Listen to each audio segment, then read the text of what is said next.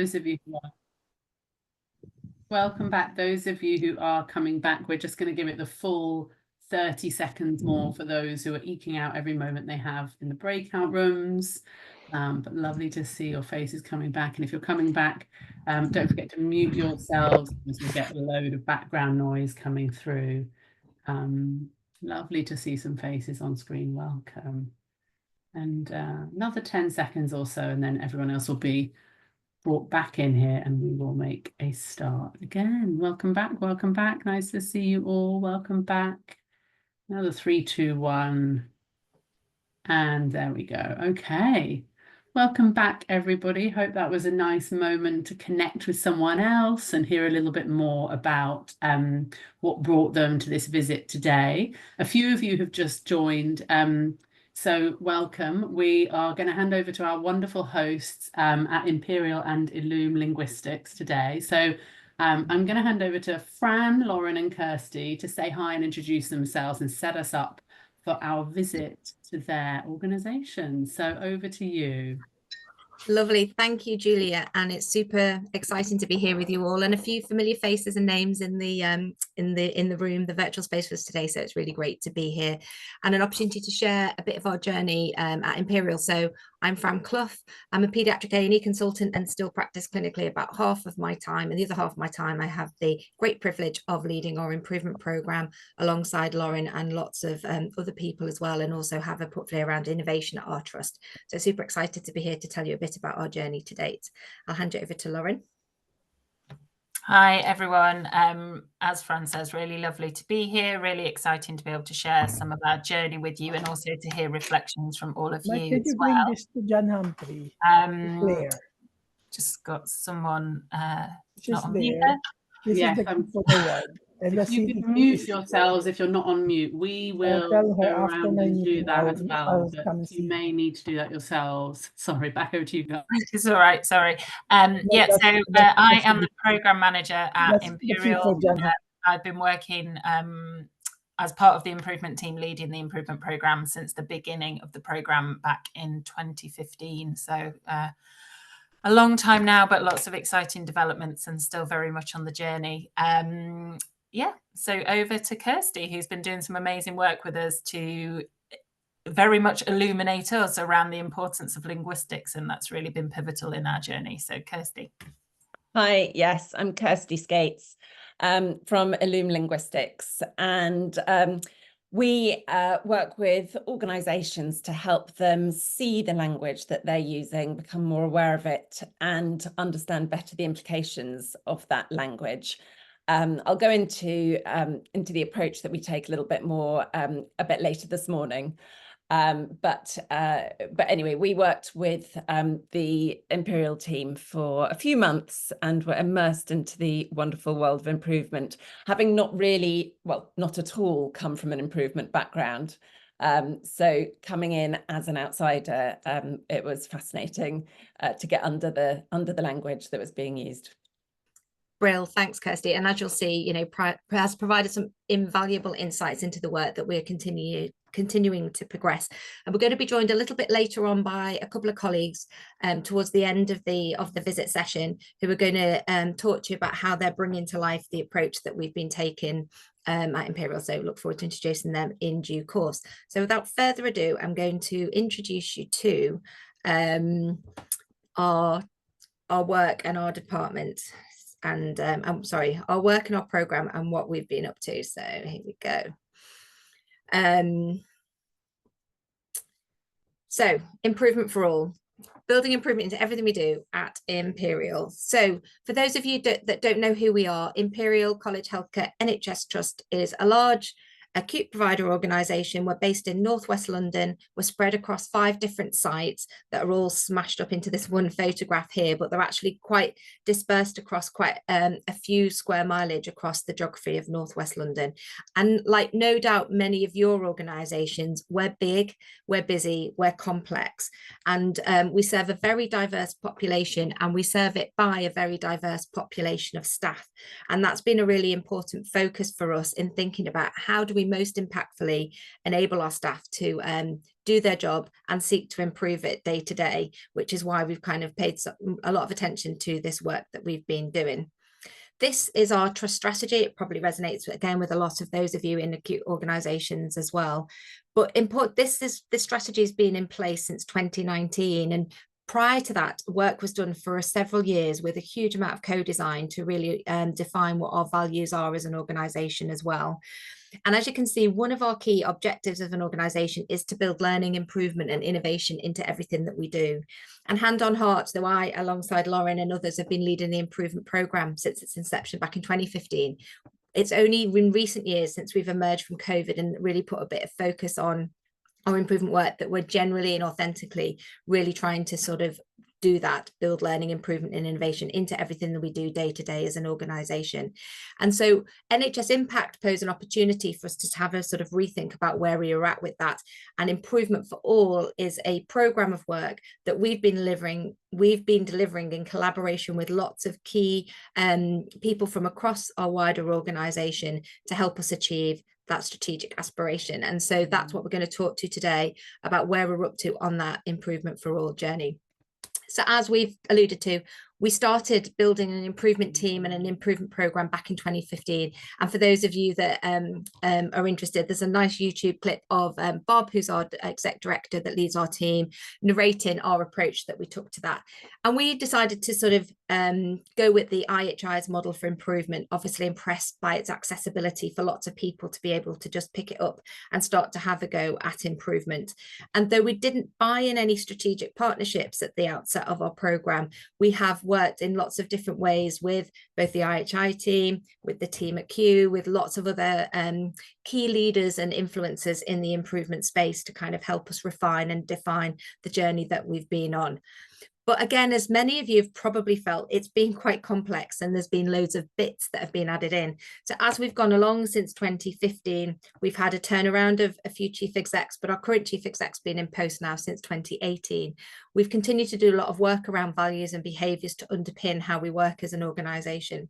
And then other initiatives have come into the organisation with hugely valuable assets and approaches, such as a ward accreditation programme, Pathway to Excellence, and also some pilot work around the sort of the lean approach to quality management systems. And loads of progress was being made, confounded, of course, by COVID.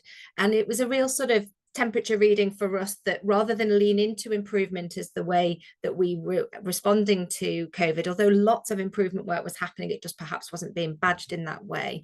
You know, our team was disbanded and kind of dispersed into different other responses. And what we want to do now as an organisation is make sure that we're leaning into improvement as the way that we forge forward when we are tackling those biggest challenges, because it's interwoven into what we do. So as we've alluded to, NHS Impact provided a really great opportunity for us to have a bit of a, we did say reset until we did the work with Kirsty, but a refresh really of our organisational approach to improvement, because staff were telling us that although we had loads of great things going on, it was quite confusing and it was quite contradictory, and there was lack of cohesion around what approach we were taking, the language we were using around improvement, the different methods we were teaching people about, etc. So it really created opportunities to sort of take stock. And we did our self-assessment, and you know, as you can see, we've largely given ourselves 2s and 3s, and we haven't really scored ourselves highly. This was conducted about a year ago, and we were deliberately critical because we wanted to be really aspirational in where we wanted to get to as teams to as an organisation to improve our improvement approach. And just as a kind of quick reminder, I just thought I'd flash up the NHS Impact framework, which I'm sure is familiar to lots of you. And we have very much digested and pulled apart all of the different aspects of this, and you know, are seeking to get to 4s and 5s in terms of our own self-assessment. And it is the approach that we're going to describe to you today that we've used to bring this NHS Impact framework to life for our context at Imperial. And we'll talk about how we're continuing to do that. As Lauren said, though we've been doing this work since 2015, Impact's been around since last year, we're still very much on a journey. We've still got lots to learn, so we haven't nailed it yet, but we're excited to share with you where we've got to, and we'd be great to hear your feedback and your insights and learning to kind of further strengthen the journey that we're on. because what we really want to do is we want to jump that Rogers curve into the majority. We're sort of lingering over the chasm, and you know, we really want to build improvement into everything we do as an organization, and this is how we're getting really serious about it. And importantly, with really senior sponsorship right from the chief exec and across the organization.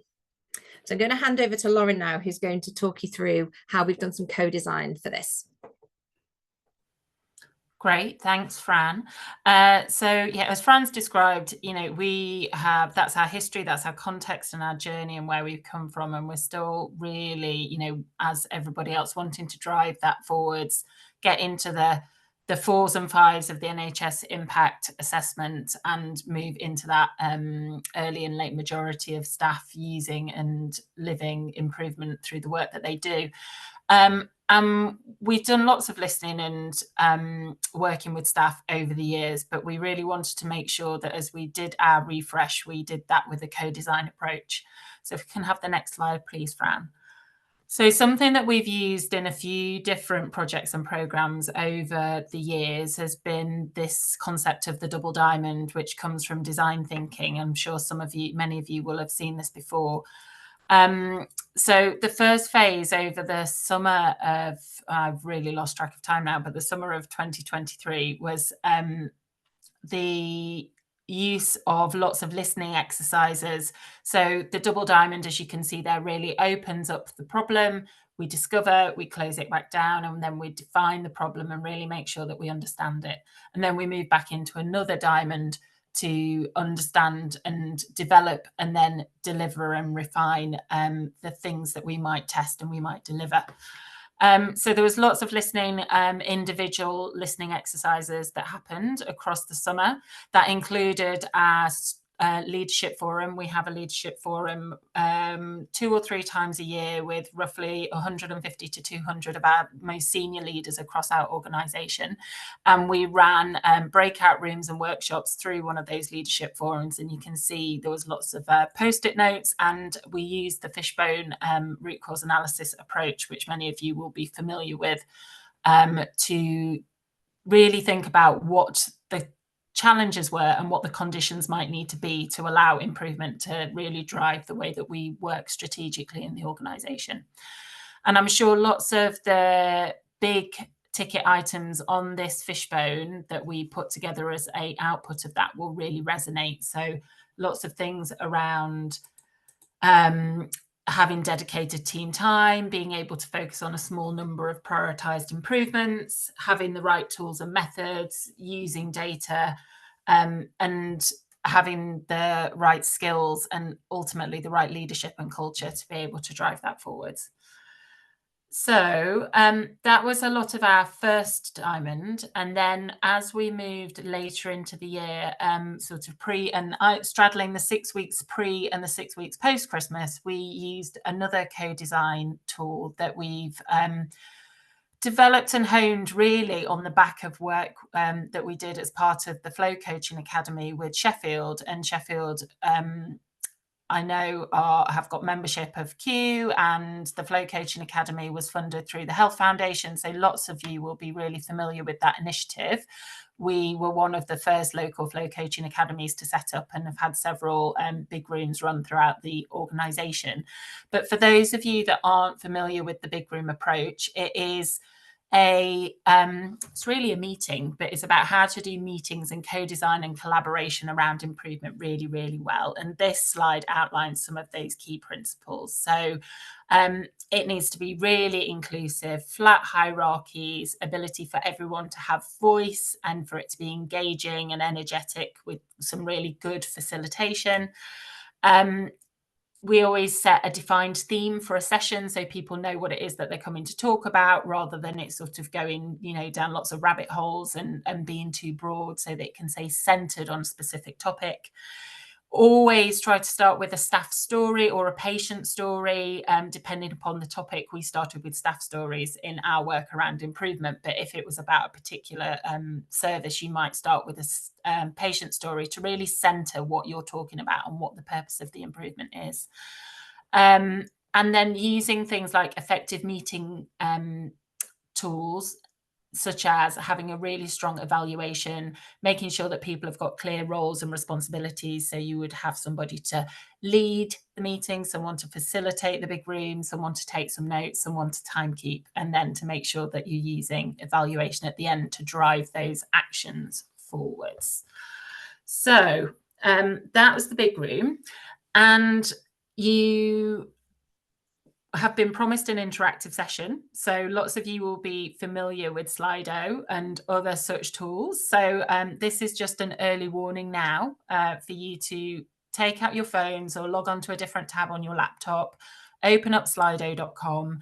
You can, or if you've got doing it on a mobile, you can just use the QR code there on the screen. You won't need to log in or create an account. You'll just need to enter that number and that code into the poll. Vicky's popped that in the chat for everyone, the poll number. So if you can start logging on to that, you'll be ready and raring to go for our little interactive sessions that will pop up throughout the morning. You shouldn't need any different codes for the different ones. It'll all be on the same poll. So that's the number that you're going to need to keep you plugged into us. Okay, so you've heard a little bit about what a big room should look like and what the principles are. And this is our first bit of interactivity. So we ran about 12 big rooms straddling Christmas, pre-Christmas and post-Christmas, the gift that keeps giving, the Imperial improvement big room. And we're going to run and simulate one of those big rooms for you now. So just, you know, as with all good facilitation and all good sessions, please come to this, you know, be present, listen with curiosity, contribute with generosity, make space for everyone to get involved. It should be, a big room should be action oriented, so it should always drive actions forward to the next one, and please commit to bringing some reflections and learning back. We would ask you to attend as consistently as possible, but as this is just a trial run, don't worry, you're not signing up for a series of 12. But if you were to start using the big room method, then it's great to have people attend as consistently as they can. So we're going to move forwards. And I think I'm handing over to Fran now. He's going to take you into the first bit. Thanks, Lauren. So we thought the best way to kind of demonstrate the kind of co-design that we did with the teams that joined our big rooms was to actually just put you through it. So we're going to spend the next half an hour sort of running a bit of big room that kind of helps you understand where we got to in how we've taken all of those big parts of NHS Impact and turned them into our version to take forward as improvement for all. So we're going to start with a few interactive polls in the slides. So hopefully this should just work now. If you are all logged into Slido, just start, you've got some free text opportunity now to say, what is it that you're hoping to get out of today's session? And that can be today's session in the round about coming to join us at Imperial virtually to hear about what we've been up to. It'd be great to hear some of the things that you are really hoping to get out of the session.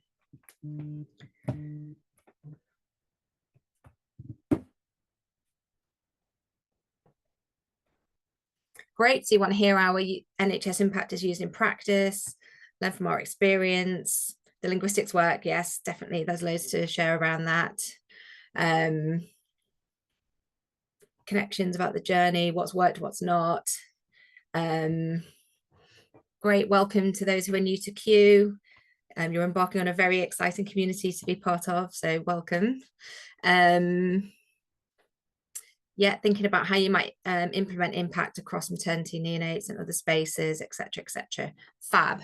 Yeah, learning what's worked, what happened. So hopefully we'll be able to answer some of that stuff for you. And as we've alluded to, we actually did have the question posed to us back at the start. Why aren't we just using the 5 pillars of impact and doing work around them?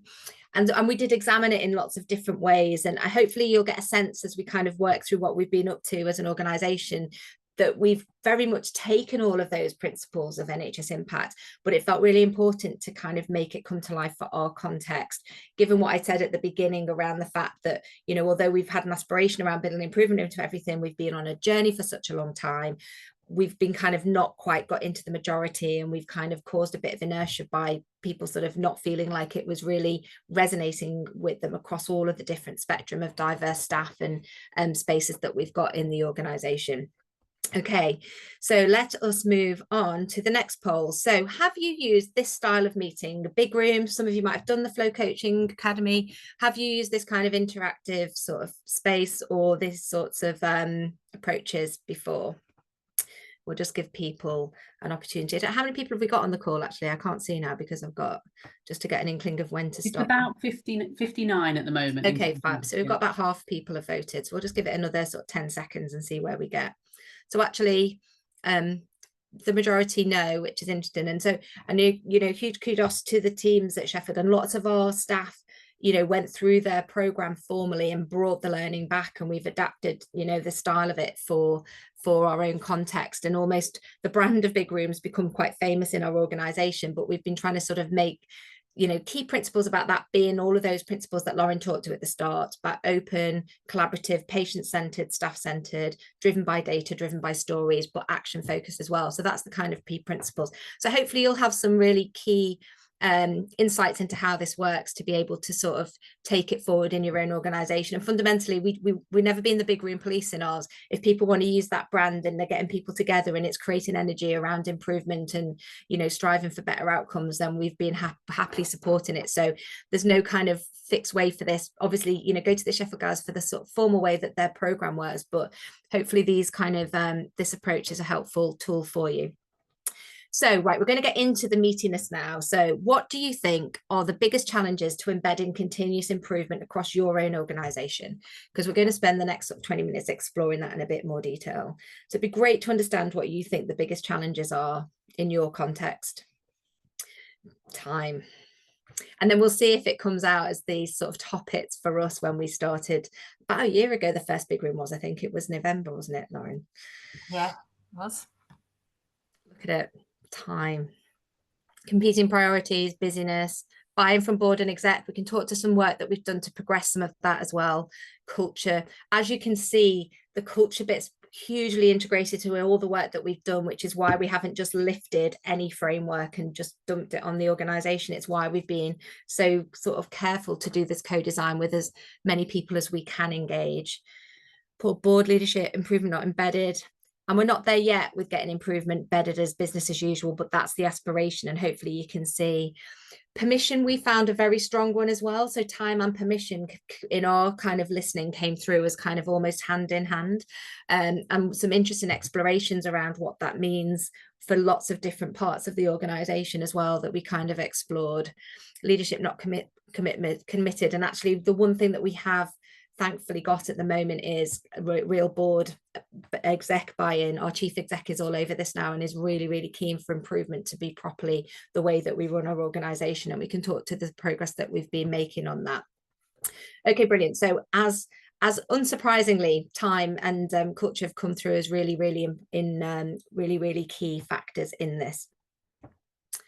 So we thought it'd also be quite fun to show you the list. So as Lauren talked to, when we did the fishbone and we did this sort of multiple fishbones in our leadership forum, and we gleaned lots of feedback from lots of different listening exercises and lots of different staff groups, we created a list. And I'm going to take you to this list in a minute and ask you to pick 3.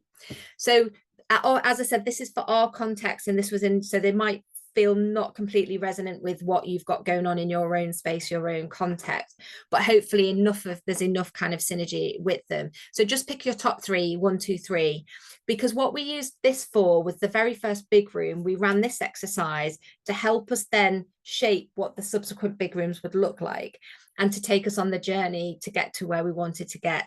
I guess as a disclaimer, the only one thing that was integral to what we were aspiring to do in our trust was our chief exec really wanted every patient-facing service or team, so a ward, a clinic, an ED, or or the equivalent in the kind of supportive services, to have one single improvement plan. So rather than have lots of different action plans that are responding to lots of different things in different spaces, to combine it together and importantly be able to prioritize it so that teams feel less overwhelmed with what they're trying to achieve. because they're just getting almost this sort of whack-a-mole approach to kind of having to report on things, but sort of local ownership about the things that really matter to those staff because they understand their patient cohort, and doing things that matter to their patient cohort. So interestingly, we've got, so there's, oh, sorry. Oh gosh. Sorry about that, it flicked through. I was just trying to scroll down. So it's leadership behaviors, routines into the day-to-day, and time and permission are coming through as really strong. I don't know whether you can, and then so less important ones. So this actually is relatively similar to what we found as well. I think definitely time and permission was up there, skills was up there, wasn't it, Lauren? And but yeah, it definitely resonates with what we were at. Okay, I'm going to move us on now, but hopefully that's felt like quite a helpful sort of reflection. So I'm going to hand over to Lauren now, who's going to talk you through how that prioritization exercise is informed, and just give you a brief summary of the kind of 11 big rooms that we ran.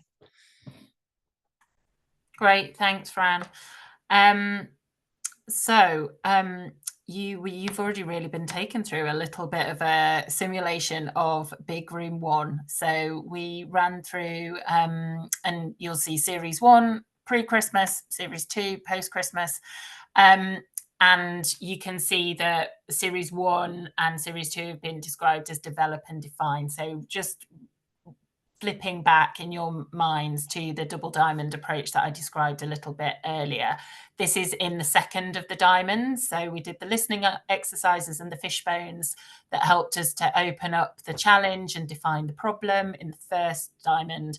And then this series of big rooms was really the second diamond. So we used the pre-Christmas series to develop and open up that diamond. And then we used the post-Christmas Series 2 to come down and define what we were going to work on and how we were going to address this. So we set the scene. We had lots of people attend. I think the big room, one big room had sort of around 120, 130 people in, which was really great. And we got a real breadth of diversity across different staff groups. And we set the scene and we did the poll just as we've done with you guys now. So we asked people in the spirit of co-design and collaboration to tell us of those things that we'd heard in the initial listening exercises, what they thought were the biggest barriers. And as you can see there on the top, improvement plan, skills and knowledge, improvement routines, and time and permission came out really, really strongly. So we used this to really define and do more listening to sort of develop further the themes that we'd heard in the initial sets of listening exercises. We structured them in this way, not necessarily to do with importance, because actually time and permission came out really, really strongly as the biggest item. But we didn't feel that logically, actually, we could really start with time and permission without really understanding the what, the how, and the where that people were saying that they were struggling with the time and permission to do. So the other things that had come out really strongly was this idea of identifying and prioritizing the improvement that people wanted to work on, having the right skills, the right capability and confidence in their improvement. So that was skills and knowledge, and having specific places and times and their regular daily rhythms, weekly, monthly rhythms, which are the routines and the places where they talk about and do their improvement activities. So we structured it in that way rather than going straight into time and permission to start with, because we felt that actually it was just a little bit too wide. And as we remember with the principles of a big room, we wanted to have a theme for each one. And then in the final big room, just immediately pre-Christmas, we did a sort of a look back and look forward. And then we used the themes and the further exploration of the challenges that had come out through all of those big room discussions to then define what we would want to look at and how we'd want to structure those 5 big rooms post-Christmas. And some of the ideas that had come out, so this idea of improvement board. So what we mean by that is not actually, that wasn't being described as in a meeting or a management board or a trust board. It was actually a physical board, so a visual management system. You know, how might people use either physical or virtual boards to look at that? there was lots of discussion about how we recognise improvement. Do we need it to be separate? Do we need it to be part of everybody's day-to-day job? How do we recognise and celebrate and share? This idea of a single improvement plan and also a common improvement language. And I don't want to talk about those too much at the moment because they form a really strong part of how we've gone on to develop that and a really core backbone of our framework that we've developed as part of this co-design work. But this idea of how do we put all of the things that we need to work on in one place so that we can be really, really clear about what we're prioritising. And a lot of the themes that came out of the conversation was about jargon, about it being too technical. How do we make it more accessible? And so there was this is where this desire to talk about a common improvement language came about from. And spoiler alert, that may or may not have been what led us to ask Kirsty and Illume Linguistics for their help and input and expertise. And again, we did a look back and a look forward and a commitment to what we were going to do next. So really, really exciting approach. And it was great to have so many people input. I mean, I think we should be absolutely honest that it was quite challenging to get frontline staff to attend. You know, it's always difficult for people to carve out an hour in the middle of their day. We tried really carefully to make sure it wasn't in the middle of bed meetings, in the middle of ward rounds, but obviously all wards and clinical areas have a slightly different rhythm. So we did work really hard to make sure that we got representation, but I think, you know, it's something that we're really acutely aware of that was challenging. So we did always ask everybody at the end of every meeting that their action was to go away and bring one new person to the meeting next week so that we could continue growing that. But it was really dynamic and an exciting time to do that work together. So moving on. Yeah, so we're going to now get you to, as perhaps we predicted, time and permission comes through as a really strong theme in terms of what as a challenge that gets in the way of improvement. So we're going to lead you through another poll now as well, and we're going to have a bit of breakout space too, and do put any sort of comments or reflections in the chat as well, and we'll try to answer them both when we come back after the breakout but also in the chat space. But it'd be great to have, I mean, obviously I guess we're preaching to the choir here a little bit because of, you know, we're all sort of Q members, etc., but it'd be great to understand how much time you spend on improvement in a normal week. Just to get a sense of how embedded it is into people's work or not. And we found actually, so interestingly, reflecting on the types of people that came to the big room, as Laura alluded to, it's quite hard to get people off the shop floor, as it were, to kind of be able to do.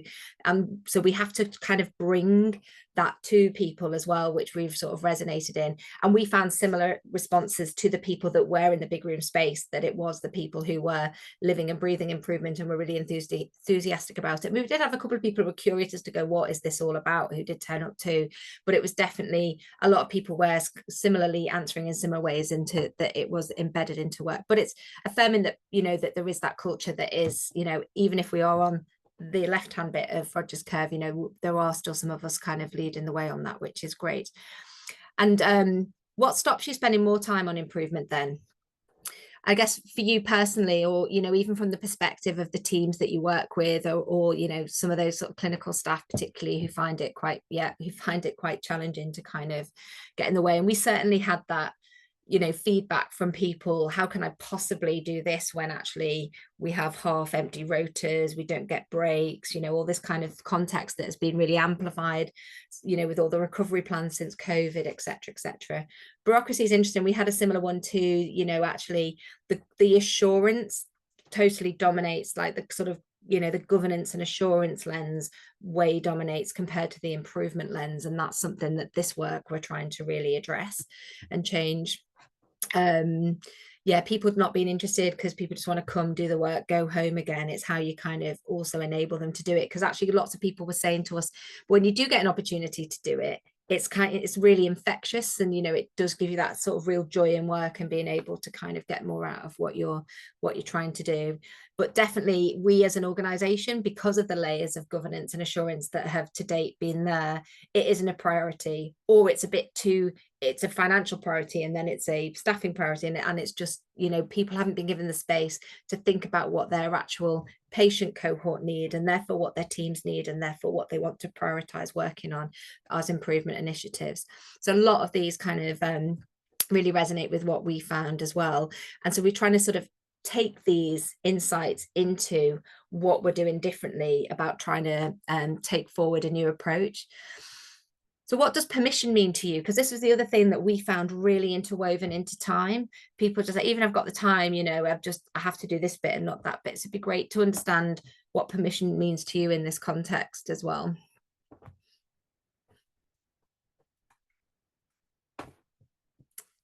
Trust, and it's really interesting chatting to quite senior managers, you know, general managers running huge directorates and things, you know, feeling like there was this sense that the autonomy should be theirs to run their business, but then this kind of scrutiny over how they're spending small amounts of finances and how they're managing different things, and then obviously a real focus on the key metrics that the sort of regulators and NHS England, etc., are kind of putting pressure on the even more senior leadership for, etc. So that kind of freedom to fail hugely as well. And we again, you know, linking into the work we've been doing with Kirsty, sort of thinking about what we mean by failure, but also, you know, what does it mean for staff to be able to try, fail, try again, fail better, but within the premise of it being a safe thing to do, etc.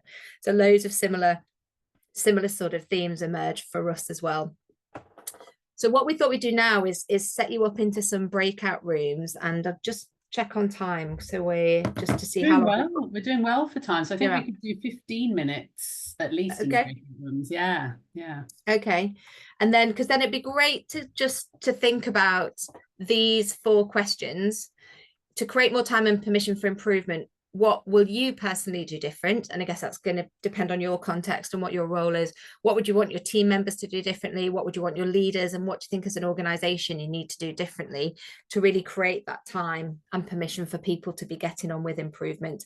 So it'd be great to spend a bit of time having some discussions about that. And also, you know, anything else that's resonated with you in what we've talked about on our journey to date, etc. And then when we come back together, we'll open it up to a really rich discussion, leading us up to some well-earned coffee. So yeah, without further ado, enjoy your conversations and really look forward to hearing your insights. And it'd be great if people sort of get on the mic and stuff when you get back as well. It'd be great to hear from some people and to get your thoughts. Fran, do you want to just make that point? I know it's on the slide about the facilitation and feedback. Oh yeah, that was an important part of the breakouts in the big Thanks, group. Kirsty. Yeah, so yes, self-organize. I'm assuming everybody, that not too many people are shy that are in the Q community and on the call, but if somebody takes the role of facilitating the conversation, and we can post the questions in the chat that's helpful, and just somebody take some notes, or either mental notes or some like typed or written notes, just so that you can share some feedback. So it'd be great to hear from a handful of rooms, just to get a sense of the sorts of conversation that happens. Thanks, Kirsty, for that. Right. So we're going to open up breakout rooms of roughly 4 people per room now. And of course, if you would rather stay in this main room, or you've got to take a call or anything like that, that's absolutely fine. And as Fran said, if someone could just lightly facilitate and try and make sure everyone gets to contribute. You may not get through all the questions, that's fine. Have a crack, see how far you go. And if someone could take some notes to share back, we'd love to hear from a few rooms afterwards. Vicky, share some of their insights. So yeah, welcome anybody to just chip in on some of the conversations they've been having.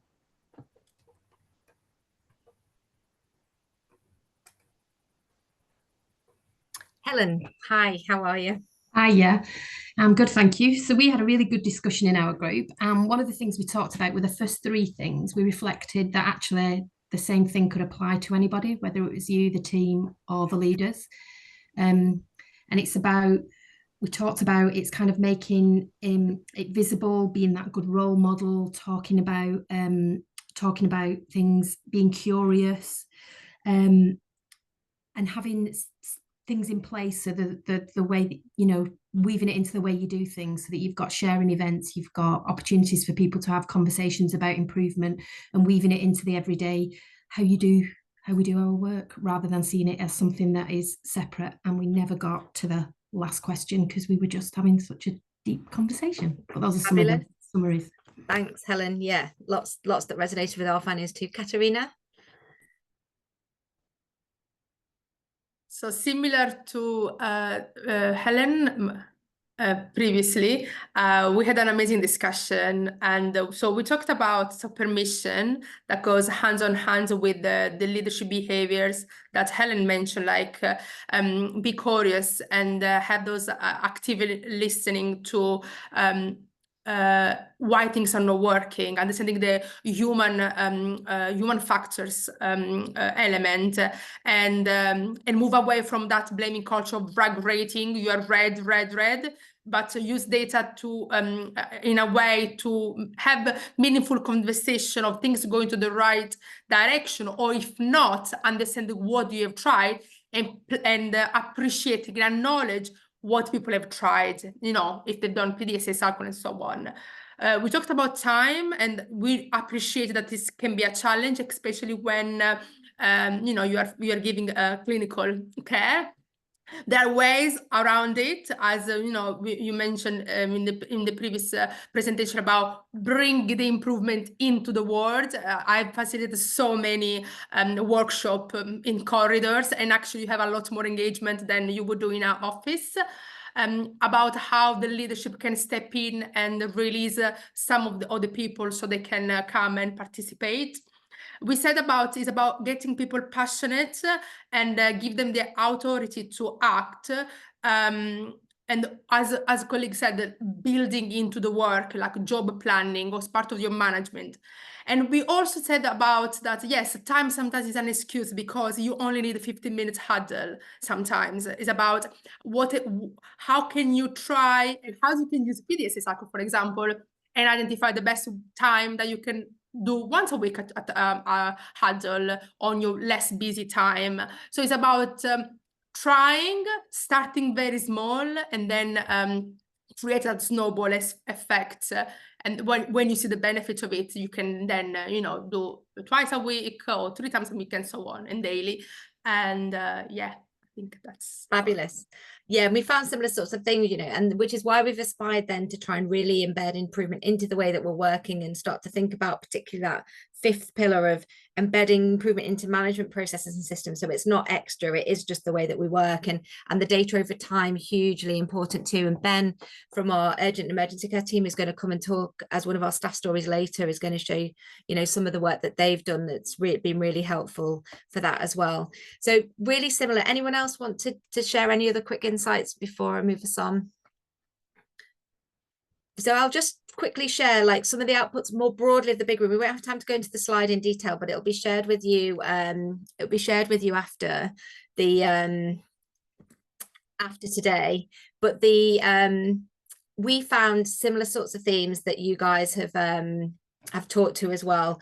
That improvement in general needs to be inclusive, it's for everyone, accessible, visible, aligned to what we're trying to do strategically, and importantly be valued. So, you know, loads of the sorts of things that you guys have found as well really resonated with our teams and surfaced from these sort of like 12 weeks of this co-design journey that we went on with them. So I'm going to hand over to Lauren now. So we're just going to close off the big room experience, and Lauren's going to do that in true big room style with an evaluation, and then we'll have a short break for coffee. Thanks, Fran. And please do carry on sharing any key reflections from your breakout rooms in the chat. We'd love to see them as we go through whilst you reflect on that over coffee. So you'll remember I described a set of principles about a big room, and one is that we should always have an evaluation at the end so that we can make sure that the meetings continue to be effective and we can improve how we do our improvement. It all gets very meta. So first poll there on the Slido that you were using before, please rate that out of 10. 1 being the worst meeting you've ever been to, 10 being the best. And just to center ourselves, we're talking about your big room experience that we've just had over the last 20 minutes. This isn't about asking you to evaluate the whole queue visit. in the middle of the Q visit, there'll be an opportunity to do that later. Lovely. Just going to give it another 30 seconds or so if people can submit their ratings. We've had about half through there. Another sort of 10 seconds and we'll move on. So yeah, generally very positive. I think our average score across our 11 big rooms was about 7.8. Some really high. There was a bit of variation, but that was part of the design of them to make sure we looked back on that. So we use a tool now. I think it's fairly self-explanatory, but what went well? What was the things that made you give it a good score or give it the score that you did? Just a few words. Type quick, because this is standing between you and a stretch of your legs and a coffee break. Great, lovely. I mean, some of those things are what we'd really hope to see in the principles of Big Room there, that it's accessible, that it felt like a safe space and people had a voice to speak. Lovely. It sounds like people were really willing to chip in and be facilitators and take those roles on board, and people are enthusiastic. Great. And hopefully it gave you an idea of how you might do a big room itself. Obviously, big rooms don't have to use that breakout room. Somebody did ask a question in the chat, which I answered because I forgot to mention it before. We did run all of these particular big rooms virtually. And so we did use breakouts, as we're doing here, with lots of Slido and things like that to make sure that they felt interactive. But you don't obviously have to have breakouts if you were doing it in a different way or a different style. And so moving on, thinking about the score that you gave, unless you gave us a 10, please think about what would need to be better, even better if, what would increase your score to the next point up? Because this is where the improvement magic happens, isn't it? Learning about what we could do better next time.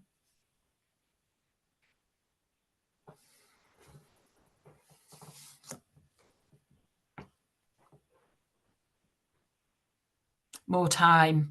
So funny, isn't it? We had that all the time when we did our breakouts. So challenging to get into these meaty topics. I mean, even in the hour that we had for our breakouts, and obviously we're even more squeezed here to do a sort of a whistle stop canter through, but it is always a tricky balance. And I noticed somebody's put there about facilitating the breakouts. When we'd ran it, we did have facilitators in each breakout. We had some of our team and from across the wider improvement teams from our organisation facilitate as well. So yeah, definitely.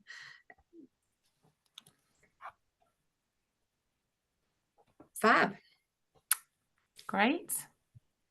Feel free to carry on entering these. We won't necessarily close the poll right now. But I think, Julia, when do we want people back? We've got about 10 minutes, have we, for a break? Yes, we're going to take 10 minutes. We're going to be back at 11:25. Laura, we'll hand back over to you to take us deeper into the language and linguistics side of this. Thank you, Julia. So as we talked to at the start, when we'd done a lot of our listening, a lot of what we were hearing talked about language being an obstacle for some people around improvement. People talked about jargon, but importantly, people just talked about the fact that we were using they were potentially saying the same thing, but in different ways across different programs of work. And it felt like to be really accessible and making improvement really accessible to a wide range of staff, you know, across this big diverse group that we've got at our organisation, it felt really important to pay attention to that. And so having worked on a co-production project over a decade ago, nearly 20 years ago, with some adolescents with long-term conditions, I'd come across an associate of Kirsty's actually who I reached out to say, I know that the power of linguistics and language in work, in exploring culture, which I know resonated as a key kind of blocker to improvement in our big room earlier today as well. And so I reached out to Kirsty, and then from the get-go was just absolutely convinced that the insightful work that she could do with us would just add so much value and weight to, and get us to a much better place in really trying to seek that sort of aspiration of building improvement into all that we do. So I'm going to hand over to Kirsty now to talk to you about the work that she did with us. Great, thanks, Fran. I'm just going to share screen and put this onto. Is that working okay? Yeah, great. Okay, well, hello everyone, and for those who missed the introductions, then my name's Kirsty from Illum Linguistics, and as Fran said, we've been working with her and Lauren and the team, supporting them on a part of the improvement journey. So just before I jump into that, I'm just going to give a very brief overview of our approach, what we mean when we talk about linguistics, because it's not something that everybody comes across in their sort of everyday work. So we analyse everyday organisational language using a systematic qualitative method called discourse analysis. I'm not going to go into that in detail, but what we mean when we talk about everyday language is written, spoken, formal, informal language in an organisation. And we do that because every organisation, or every community really, has its own linguistic fingerprint. So a habitual way of writing and talking and therefore thinking that you tend to notice when you first join somewhere, and then it just becomes invisible. It's just the water you swim in.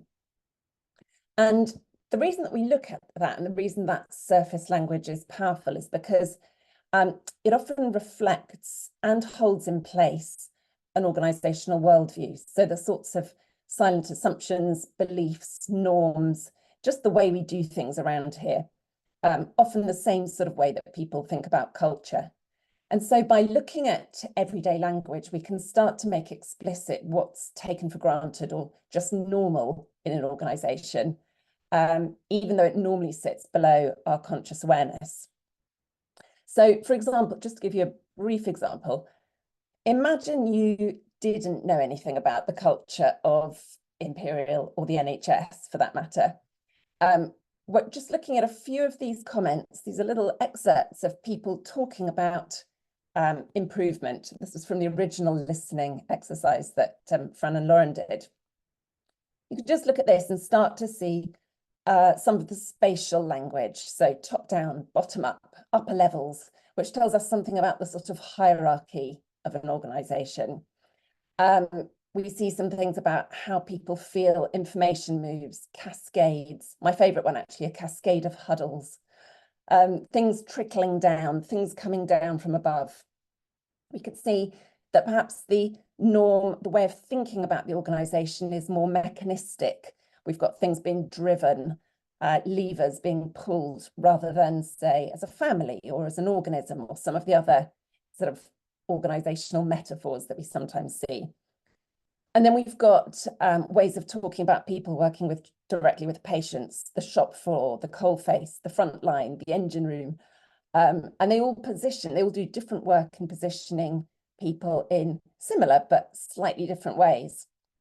So that just shows, like, even just from this little selection of language, there are things that you can start to pick up that perhaps, because a lot of you work in the same sorts of environments, also don't seem very strange. But if I was talking to someone, say, from an advertising agency, and they were used to that sort of culture, this language would feel quite unfamiliar. So, Fran, do you just is there anything you wanted to add to your intro? On mute. The original brief that we put out, because obviously we, you know, had worked with somebody that had worked in a similar space to Kirsty many moons ago, but we put together a brief and distributed it along all the normal procurement rules of the NHS to see who else, to see who could help support us to develop a common language or lexicon for improvement that was accessible for all staff, because that was what really felt important to us, that we wanted clinical staffs of all different guises, as well as all the other staff that kind of support the delivery of patient care, to really get behind improvement. And we felt that some of the ways that we were doing this felt confusing, some of it was very jargon heavy, some of it not, but a lot of it we were hearing, particularly from clinical staff, was that it was putting them off, feeling like it was stuff that happens over there with management teams rather than stuff that was relevant to their daily work. So that's the kind of initial brief that we put together and sought some expertise, and then we're able to work with Kirsty through that. So when we got going on this, and we actually ran one of the big rooms, as Lauren talked to, in the improvement language itself, what sort of language puts you off? So I was hearing it from every space. So I still work in A&E, like I said, and chatting to some of the surgeons on different courses, or some of my colleagues in critical care and other spaces, they just said it just sounds too different to what we're doing, Fran. So it'd be great to hear from you some examples of specific language around improvement that makes you switch off, or that makes others switch off. It'd be great to hear a couple of those examples.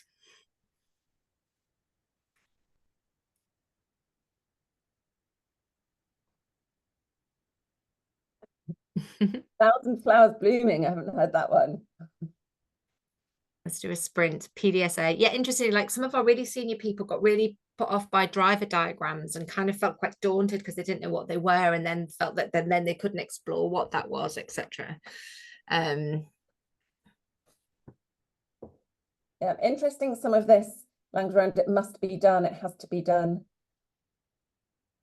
Yeah, and then obviously quite a lot of different jargon terminology.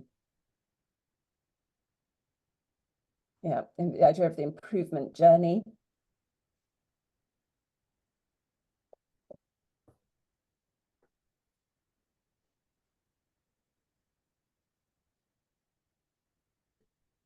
Just seeing these coming. When we asked the same question in one of the big rooms, and there was also sort of similar response. So a sort of a mix of jargon, so the actual words being used, but also the way that it was talked about.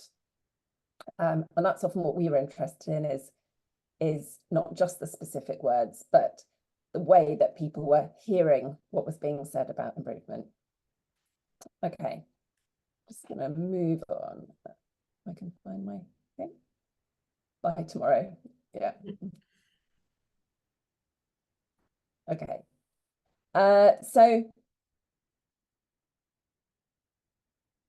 we started off by listening to language that people were using. So we had the huge benefit of the big rooms, where we could hear a whole range of people, both people who were immersed in improvement and people who were pretty new to it, talking and writing in the chat about improvement. And we also spoke to a number of people through the Trust who were already involved in improvement initiatives, whether they were Ward Accreditation Programme or Pathway to Excellence or other types of improvement. And the thing that became clear really quickly was that the challenge was a bit more complicated than we first thought. So I think it started off, the chief exec talking about, we've got all these different tools and methodologies, and people are calling them different names, but they're basically the same thing. That sounded like a fairly straightforward thing to fix. As we started to unpick things, as you might imagine, all sorts of cultural issues came into play, which we started to unpick. So for some people, if we just take the phrase, a common improvement language, then even just that term means different things to different people. So rather than, the real complexity was caused by the fact that the same words, the same phrases were often used by people to mean completely different things with a completely different set of assumptions underpinning them. So for some people, common improvement language meant a common terminology, a common set of terms. Although even amongst that group, there were people who felt that it should be a set of terms that were consistently and uniformly used, versus some terms that could be adapted by teams as necessary. Then some people interpreted it as an inclusive language, so something that was inclusive to all, a key sort of aspect of the overall project. But again, for some people, inclusive language meant everyday language that anyone can intuitively understand, while there were others, particularly those who were very immersed in improvement, who felt that everybody should be trained in technical language. So the way to make it inclusive was to make sure that everybody understood the technical language and anything else would be dumbing it down. Then we had people who thought that common improvement language really just meant common methods and tools, so just using it as a proxy for that. And again, we got this sort of split between people who thought that tools and methods were about improvement science and not, quote, something that anyone can just pluck off a shelf and do, while there were others who thought that sort of tools and methods shouldn't be prescriptive and they're just there as a guideline. And finally, for a large number of people, a common improvement language meant everyone should have a shared understanding of what improvement is for and what improvement itself even means. And I think somebody in the comment made a point that there are many different perspectives of what improvement is or what counts as an improvement. So things like what improvement's for and what it means were very obvious to the improvement team, but not necessarily to everybody else. So just starting to lay this out and unpick it helped make sense of why there was some of this sort of inertia or lack of progress or small clashes between different teams, between different groups of people. And just starting, I'm not going to go through all of these, but just starting with this particular one, a common purpose. So what improvement is for. One of the problems was that in a lot of communications, the process of improvement had ended up becoming conflated with the goal of improvement. So improvement had become an end in itself. So we saw things like how we build improvement to achieve improvement priorities or improved uptake of improvement training. And as someone in one of the big room chats said, it feels a bit abstract. Are we trying to improve improvement? And you can see this quote here, you know, how do we frame it as an issue? We lose people in charts and graphs, what's in it for them? So we started to look a bit at how people talked about this. And we could see that where improvement was the purpose of improvement was articulated as something beyond for its own sake. There were two quite different starting points, and they were really coming from different sorts of discourses, different ways of thinking and talking about improvement. And one was a very concrete, everyday discourse around making things better for staff. It's going to improve your working life. It's going to make things better at work for you. It's going to help you look after patients really well. And the other one was a much more abstract or conceptual discourse of strategic goals, objectives, vision, achieving goals. And of course, the two things are completely linked, but it became clear that if we were going to talk about the purpose of improvement, then it needed to be framed in a way that would motivate and energize people. So Fran will talk a little bit later about where we landed on that. The second bigger challenge was really around this shared understanding of what improvement means, and something really fundamental. And two things became clear. So one of them was that there was a lot of language about improvement in the trust. So this is just a tiny sample of reporting language, may even be too small to read in detail. But from this, you can see we have improvement priorities, improvement cycles, improvement resets, narratives, initiatives, improvement capabilities, pathway level improvement, targeted improvement. There was a lot of language around improvement. The thing is that, just getting technical for a minute, the word improvement is what's called a nominalization.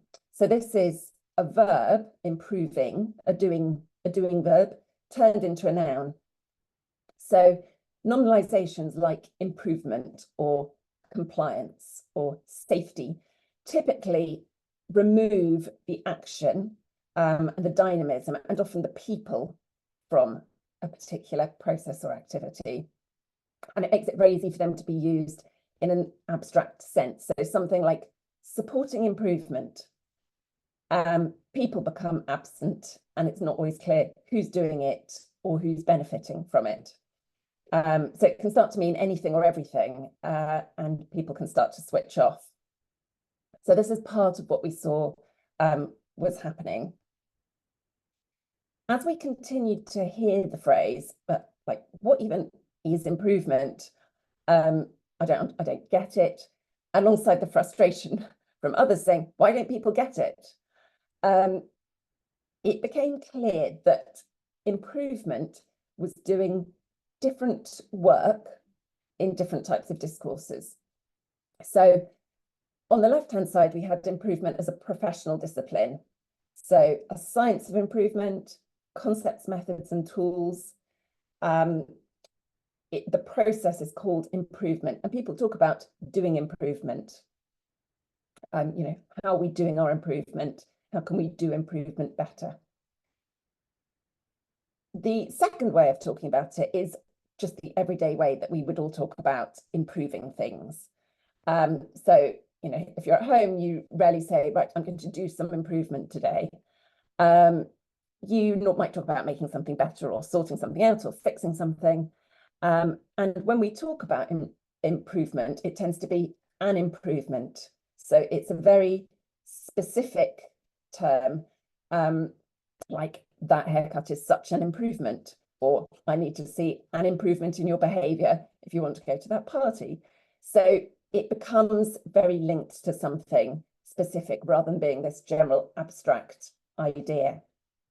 And these two different discourses or worldviews have really quite significant implications on what counts as improvement.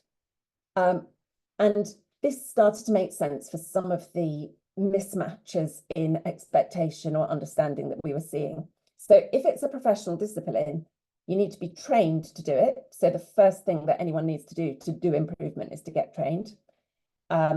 It's specific, so it's directed, it's driven by a user need, it's prioritized, it's measured, it's achieved through using methods and tools, and it's underpinned by a body of evidence, science, research, measurement. If you think of improving something as just an everyday notion, anyone can do it. It's anything you want to make better. You probably don't do it through any sort of conscious process, although you may follow some sort of process. And all you need to do is just want to make something better. And we were hearing messages from both. So often, particularly with the big rooms, an urge to get people involved. Get involved, do some improvement, make something better, make anything better. And also this idea of, but the first thing you need to do is go and get trained. So, sorry, just, okay, there we go. So Fran, do you want to just lead this discussion? You're on mute though. So we're going to ask you to pick a camp now and just think which of these two perspectives resonates most with you. Improvement as a professional discipline or improving something as an everyday notion. And we'll just skip on to the next slide so we can see the Slido. And then it'd be great to just get people putting a couple of comments in the chat or putting their hands up and just explaining why. And when Kirsty was working with us, in all of this work, there's no right or wrong. It's all around context and all the rest of it as well. And I know that Matthew's put in the chat around different people's preferences and things also. But, you know, for us to proceed forward as an organisation, it felt like a really important reflection and stock take to then think about how we wanted to move forward based on the findings that we had. So interesting. So we've got a leaning more towards improvement being something that as an everyday notion rather than a professional discipline, but it's pretty tight. Yeah. Would anyone like to, Jem, do you want to come and share your reflections? Yeah, I'm loving this session. I must say this is just so helpful because language is so difficult. And I think this really, you've got to the nub of the issue, which is we have always needed to improve in the NHS. Everyone's got as an everyday notion. we need to make things better than they are.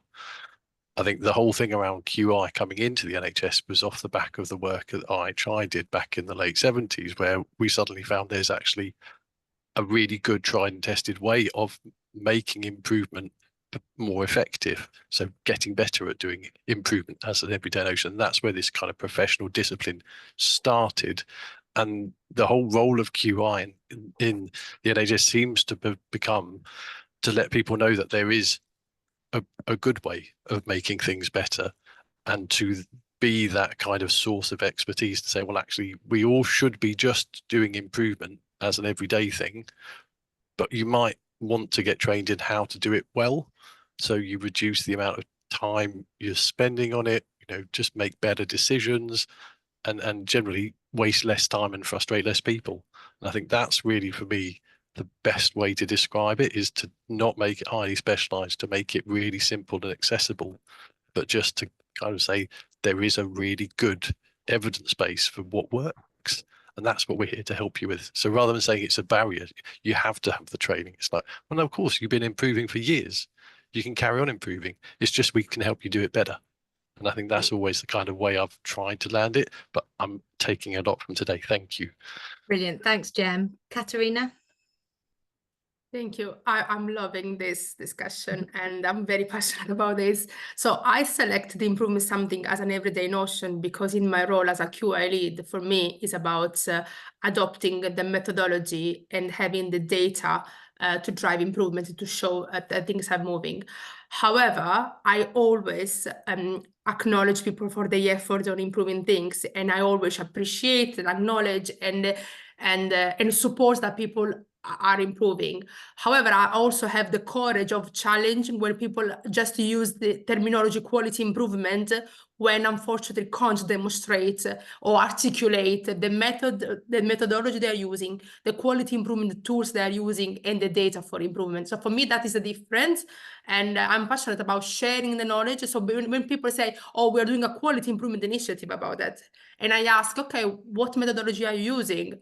Blank faces. Okay, how are you capturing data? Blank faces. So you're not doing a quality improvement project. You're doing an initiative to improving whatever, but you're not utilizing a methodology. It's about differentiate, and it's about also promoting and encouraging people for the effort, but give a bit of clarity, especially when we are in a role that is focused on quality improvement. Brilliant. You're kind of like spoiling alert the upcoming slides of some of our outputs, which is really fab because it's great that it resonates. Just a really quick point from Peter, then Charles, and then I'll move us on. Peter. Thank you. I'm just going to sort of resonate what has just been said, actually. I think sometimes an improvement coach needs to move somebody from improvement as everyday language through to realizing that there's a model that helps you.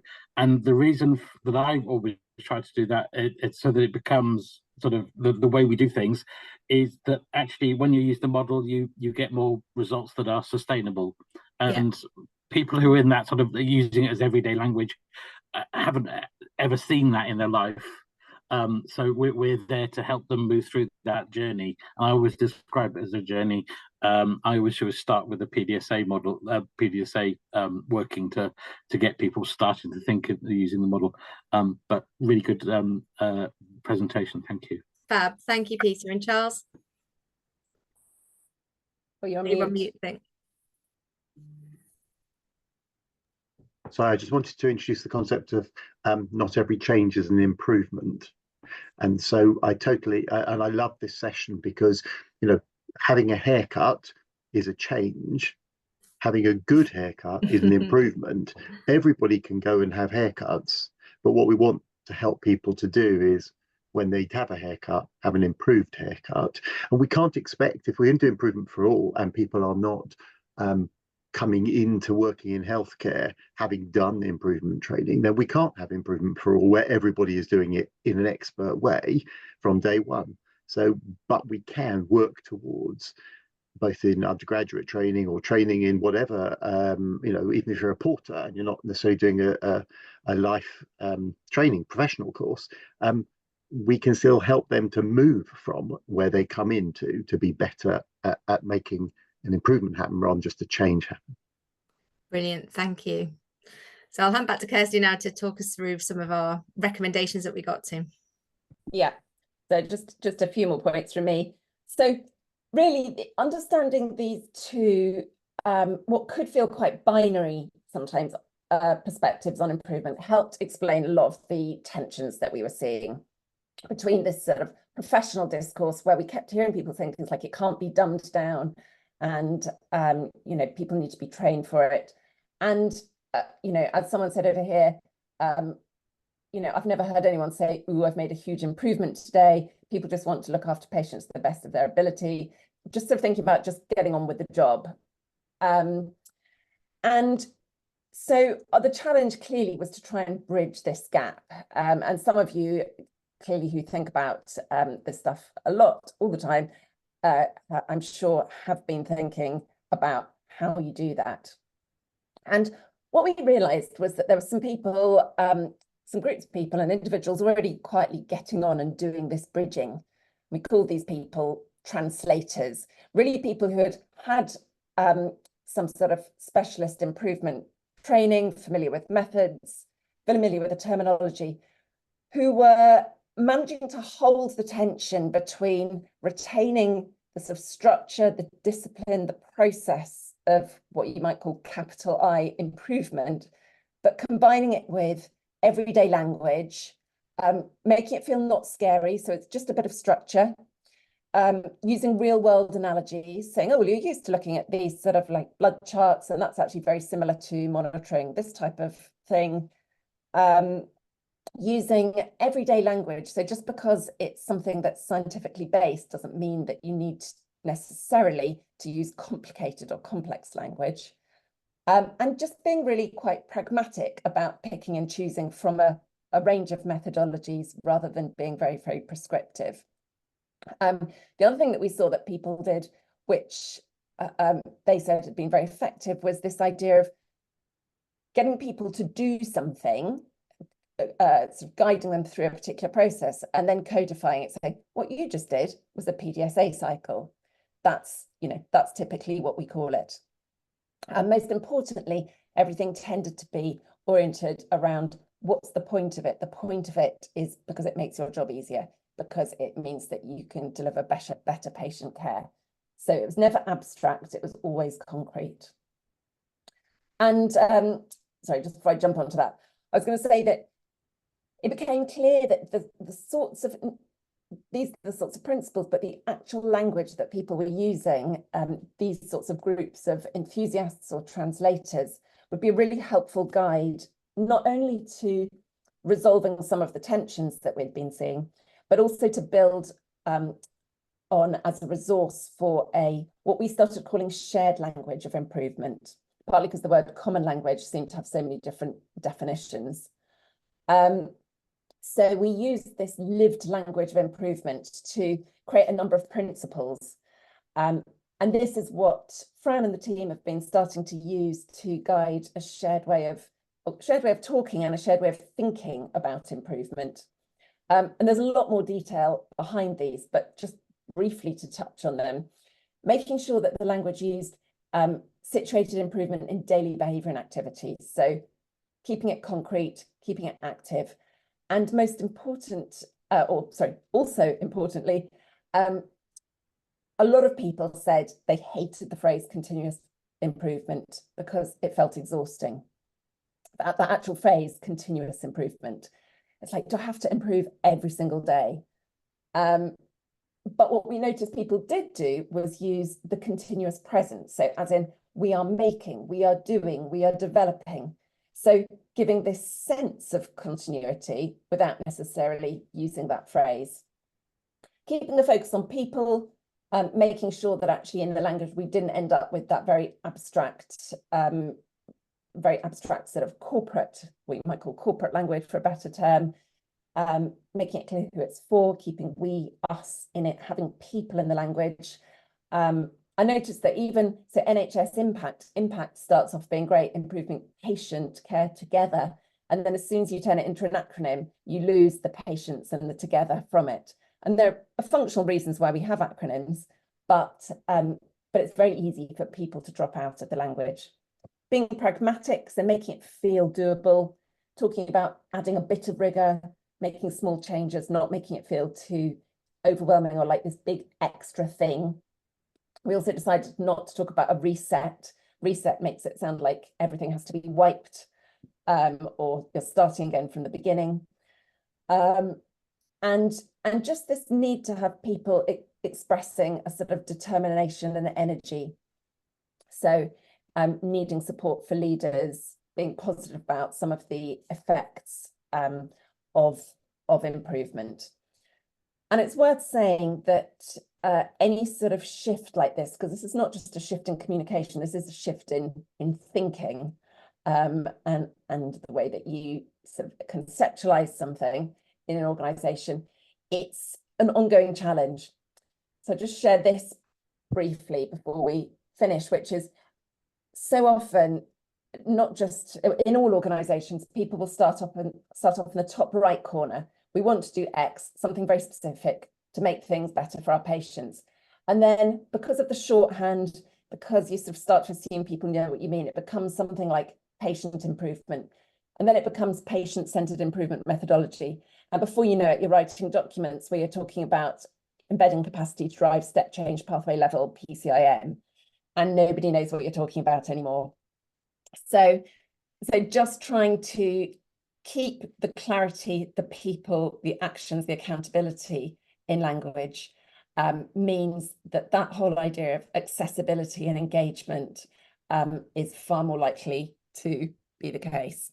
So just to finish off from me, where we ended up with was rather than talking about a common improvement language and having that as this separate blob of activity, we stopped talking about it as a separate activity and decided that what Fran and Lauren and the team needed to do was define a common purpose, so make the why really clear, cultivate a shared understanding of what it is and improvement is. And I think that is very aligned with what a number of you have been talking about, that actually in order to make good use of resources, not waste time, not duplicate effort, not do things that, not make a change that isn't for the better, there needs to be some structure around it.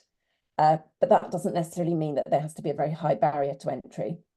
And then finally, to use consistent terminology.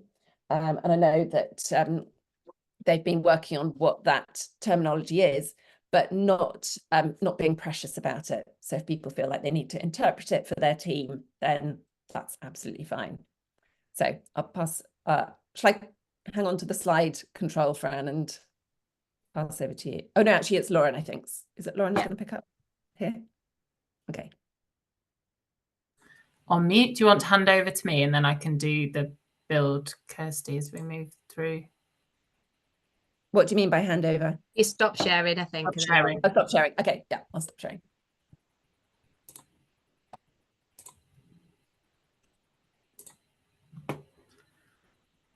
Okay, hopefully, so let's just move to presenter. There we go, lovely. So, I mean, as you can see, and as lots of people have been reflecting in the chat, it was absolutely fascinating. And we have been totally checking ourselves constantly as part of how we use this language and we use these recommendations. But to Kirsty's point about really defining the how and the why, the purpose, and what we're trying to do, we've used this theory of change structure.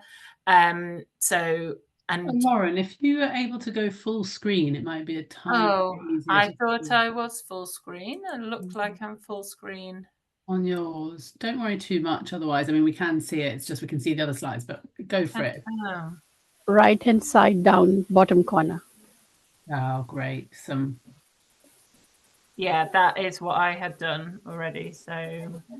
Oh, don't worry too much. Okay, no, it's not come up, but don't worry too much. Feel free to go back. We can still see it, and we're sharing the slides after. Okay. Do you want me to share, Lauren? I'll just share because I've got them here. Yeah, thanks, Fran. Not quite sure what we've got happening there. Too many screens and too much tech.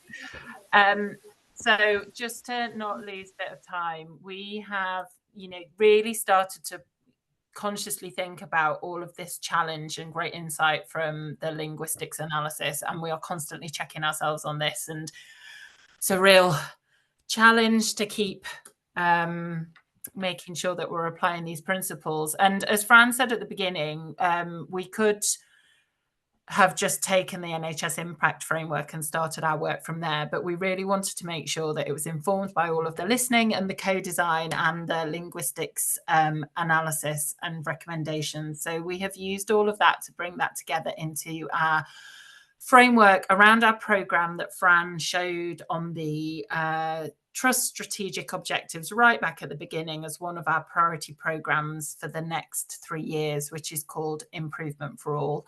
And so where we've got to with that is that our common purpose for improvement, the reason that we're doing improvement in the trust, and hopefully this resonates with all of you, is that we want to make sure that we're delivering outstanding care at a great place to work. So it's really centred on the people, the patients, but also the staff and the workplace. You can see that the how we're doing that. So that's through having expertise and resources, having a clear shared understanding about what improvement is. And that is a consistent and structured approach to how we work and improve. And that very much resonates with comments from Jem and others about the difference between improvement, quality improvement and change. And the fact that where we describe it as an organisation is it is a consistent and structured approach. And that all of these things need to align to that common purpose of delivering outstanding care at a great place to work and be centred around that. So what we developed, because I mean, don't we just all love a framework and a Venn diagram? So there's 3 real core components to this. These are having that improvement method. So we want to have consistent use of evidence-based tools and techniques. For us, as Fran's described, that's the IHI's model for improvement. We want to centre that around having a single improvement plan. So this is really core to the approach that we're taking. This goes back to the comments and the feedback in the co-design sessions that people really wanted to understand what their priorities were. They wanted to be given direction and to have autonomy over that and to have clarity over that and not to feel like they're fighting fires and 1,000 flowers blooming and all of those different phrases. So all of the things that people need to work on and improve on all in one space. And that, as the description was before, and I think it was some feedback from Helen actually following the breakout rooms, you know, how are we properly making this the way that we do our everyday work? So where are we weaving improvement into our routines? So not that improvement routines should be separate.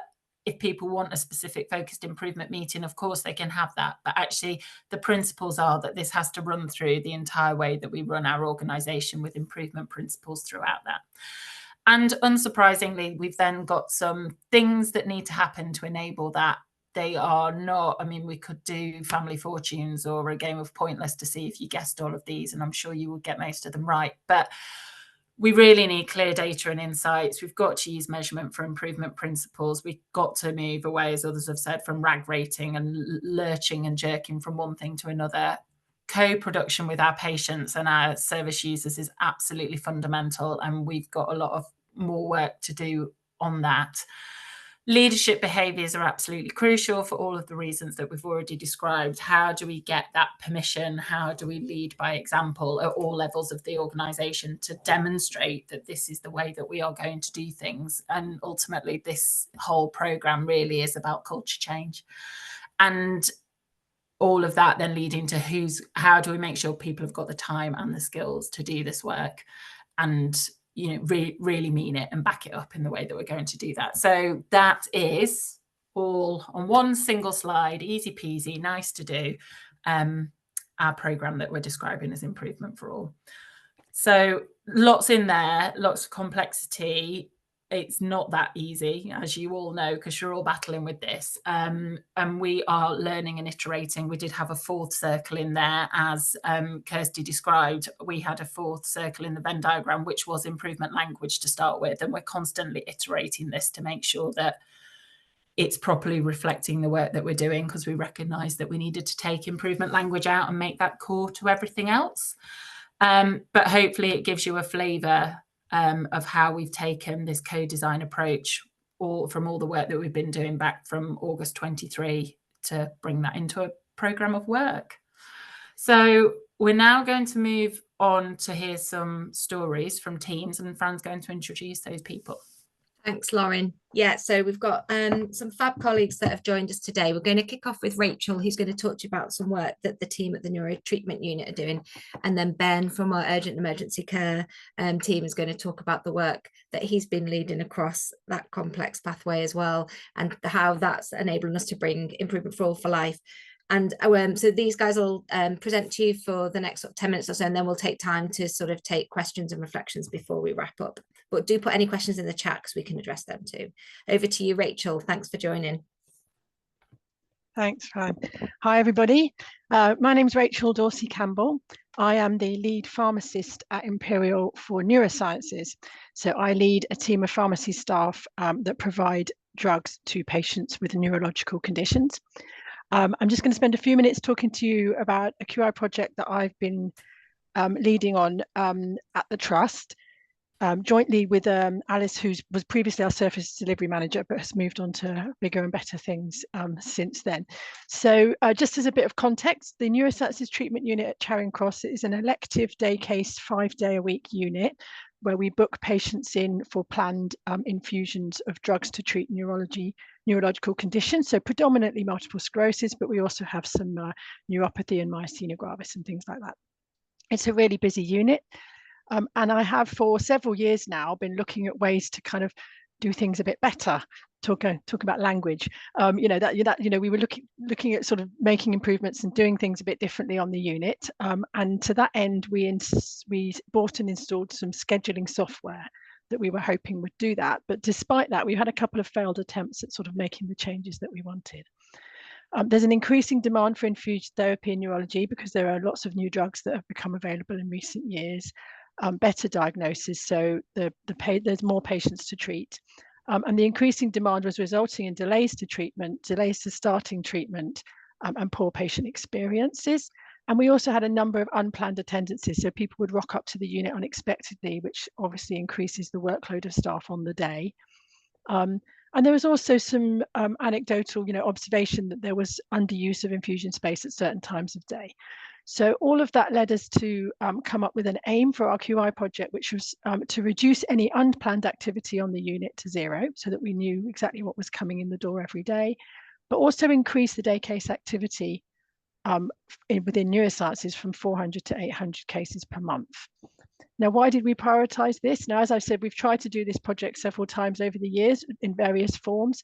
One of the key priorities was basically the activity versus the plan on the unit. So we weren't doing as many day case infusions as was in the neurosciences plan. And so management had noted that there was a loss of income in that area. So that was a big driver to try and make some of these changes. And then we were getting these poorer patient experiences come through DATIX reports and complaints. And so that was a focus for us. And what was really key in the success so far of this project was having support and engagement from the divisional management team. Now, I've been lurking in the background and been hearing some of the talk that's been going on, and being given the space and the time to do this project is the reason that it's working. And that's certainly what we've had. We've had support from the Trust QI team, and that's been transformational for us in making sure that this moves forward. And I've had QI training, and I've just completed the coach, and that's also, one of the reasons why things have been more successful this time. So the impact for staff is that we set up a twice-weekly huddle to engage clinical and admin staff to try and talk through some of the day-to-day issues that were happening on the unit. We gave some training to the admin staff to increase their confidence in the scheduling software. And we looked at the reduction in unplanned workload. And all of this also led to us having an increase in uptake of improvement training within the team on the floor who are doing the work, and that led to an increased engagement in just the idea of improving things on the unit as a whole. So the impact so far is that we have seen an improvement in the way we schedule our infusions. We are able to offer more flexible infusion times to our patients.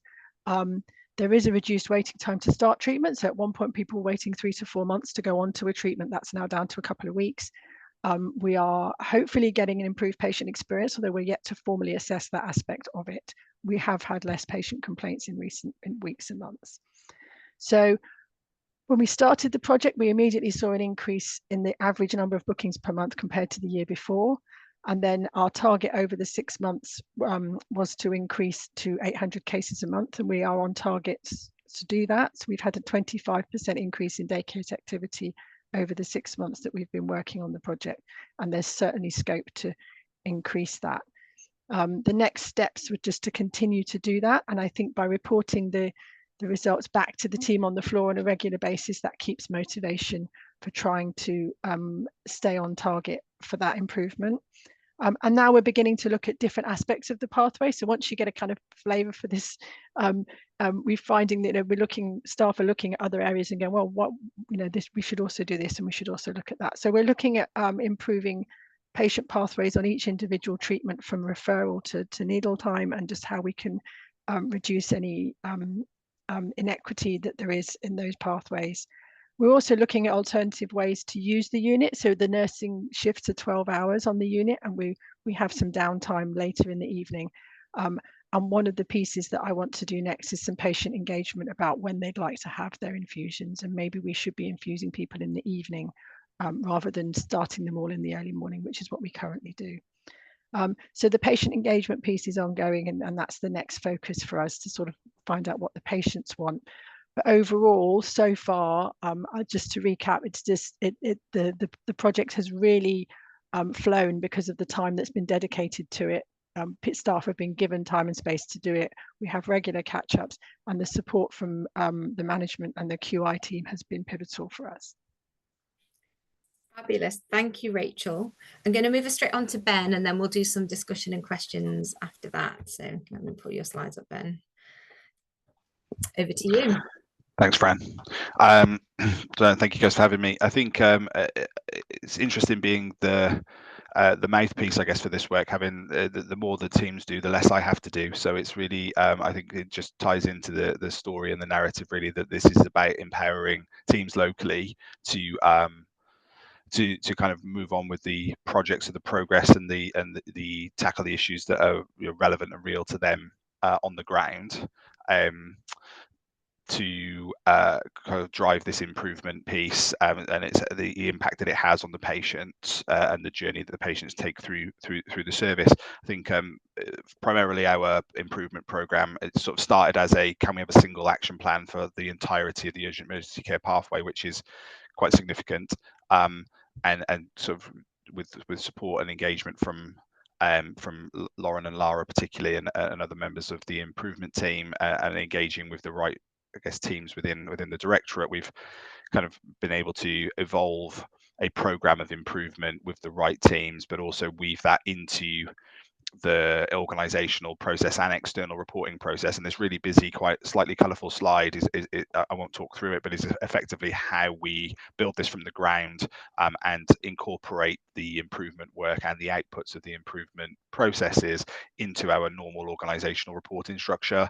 I think much of the inversion, if that's the right word, of our approach is to remove the day-to-day scrutiny of yesterday's performance on the 4-hour pathway and come back to giving time and space for the teams to take the steps in their particular areas or particular pieces of that pathway that will be most impactful to support the patient journey, which drive some of those benefits and outcomes, and that we can see those as separate parts and separate steps within the pathway overall, rather than having a kind of organizational, or rather than sort of responding to the organizational's focus on the big number at the end.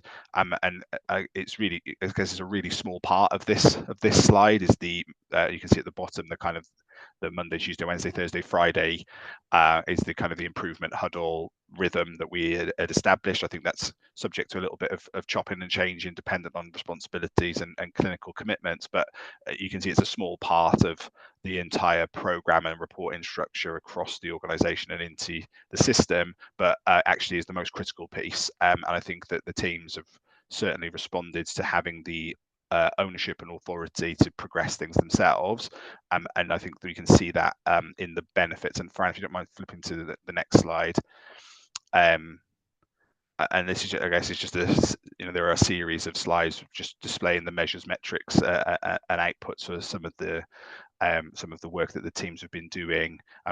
Again, not sure how much depth or detail to necessarily drop into, but a particular focus for us has been around making the biggest impact for the majority of patients. So focusing on our front door processes around patients who arrived into the A&E footprint or the UTC footprints, and what service they get on arrival, to get a initial assessment, to see a clinician as soon as possible, and bringing down some of those delays and perhaps the inequalities or inequities at different times of day or different days of the week. So we've seen pretty much with every measure and metric that we've tracked, the focused improvement has started. Fran, do you mind going back to the slide 2? Because I think just the next one up. Thank you. So for those of you that are very eagle-eyed, this is tracking just data for an extended period of time, but the significant, particularly on the bottom graph, the significance of April is when we've kind of launched some actual change within the process, and then the improvement approach kind of launching in June. You can kind of see sustained performance on one of our sites, and then a significant improvement and sustained improvement on the other. And I think this is in a backdrop of marginal changes in the overall output, as would be seen by the public or by our executive team. You can see significant impact that the teams are making on that particular part of the pathway. And I think it really reinforces I guess, that you can make a change. It may well be that we create a delay somewhere else that we then need to look at and challenge and learn, and kind of is that spirit then, and that culture of continuous and sustainable ongoing improvement.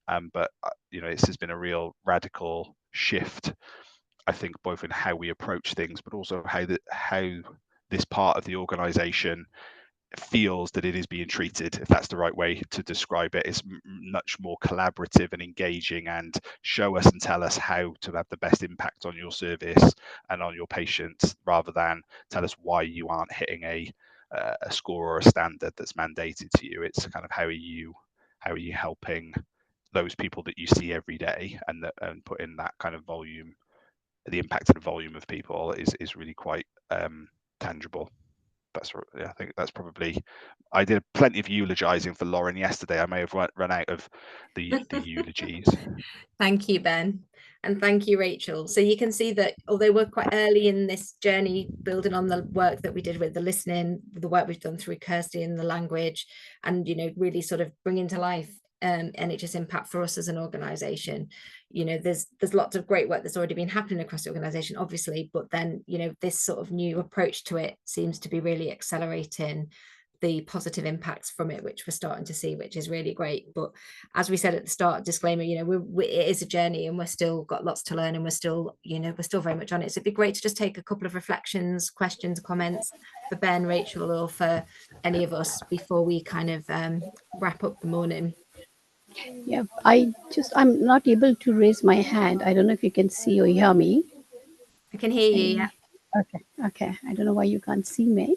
Okay, so I wanted to know, when you identify a problem, do you keep it open for everybody, or is it only confined to your area of work?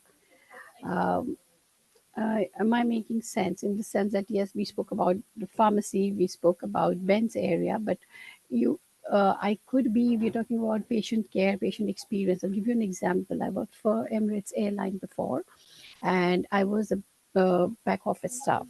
Okay, if you've traveled on Emirates, you would know they have baby strollers at the airport for your children to use when you reach the airport. Okay, now I suggested that idea a couple of months ago, because I traveled with my children alone first time, and it was very tiring. So when I suggested this, it took them 2 years to implement it.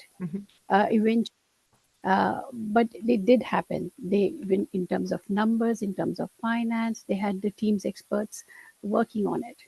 Okay, but what I'm saying is, if you keep the scope of improvement open to people, you will come up with innovative ideas. What I'm saying. So I could be a patient, I could be from a different department, but if I have an input, it's because of the experience that I've had with you. So that will add value. Yeah, and definitely, that kind of in that enabler, the co-production work stream, there's a whole big piece of work going on around user involvement and how we get better at gleaning user insights. So all our patient groups and service users, you know, what information can they get to us in whatever way, be it formally or informally, to help us design the services to meet their needs best. Absolutely. And I think through this approach, you know, as Ben's alluded to, we've been able to try and give people and staff more of the time to get on with their own ideas, which therefore then will enable them to also then reach out to seek patient and other service user ideas to inform the work. So we definitely haven't nailed it consistently, but it's 100% something we really want to, you know, achieve. And also the shared learning bit as well. So, you know, by us helping everybody have one single improvement plan and kind of working in a more consistent way, then we can hopefully do some like cross-pollination about improvement ideas across similarly challenged wards and areas, and through, you know, events where people can come and share their learning, etc., you know, which we've done bits of to date, but, you know, trying to think about how we join the dots a bit more consistently so we don't get that unnecessary duplicative efforts when people have already solved it, particularly in our organization, because it's big and it's cross-site, you know, trying to, you know, it's the community of 16,000 people can't all connect directly, so we're trying to think about ways to be able to share that learning better. Fran, just following on from that, I think one of the key things there is building it into, so I work within pharmacy, but I also, my work crosses across neurology and clinical areas, but actually presenting your work in forms such as this, but within your individual departments. So it's really important for us to share the stories across lots of departments. So I'm doing a similar presentation within the pharmacy department to try and raise the profile of improvement within pharmacy. So you're right, you need to talk to everybody about what you're doing. Thank you. Thank you. I can see we've got Peter and then Imogen, and then we might have to move into wrapping up. Perfect. Thank you. As a question for Rachel and Ben. And Ben, lovely to see a chart that was such a wonderful improvement on it.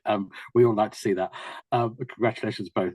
I wonder whether, as we've been talking about language, have you got any reflections on how the work on language has impacted on your two areas?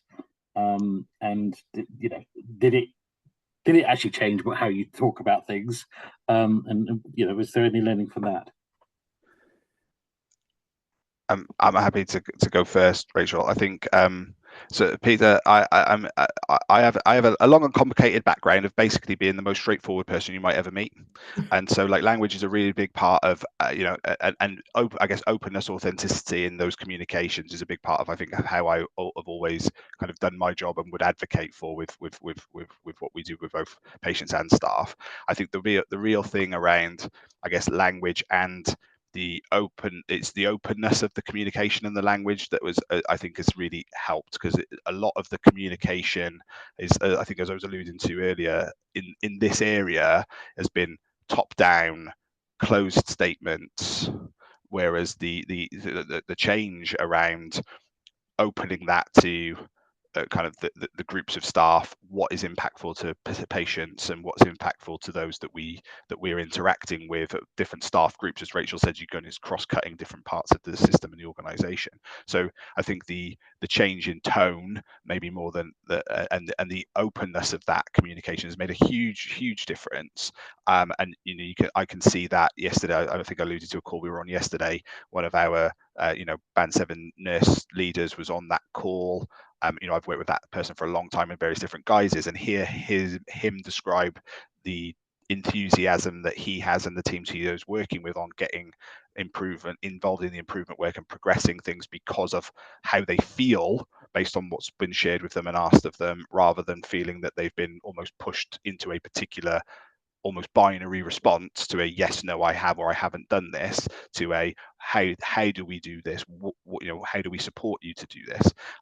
So I think it is a real shift that I've seen. That's maybe partly answering your question.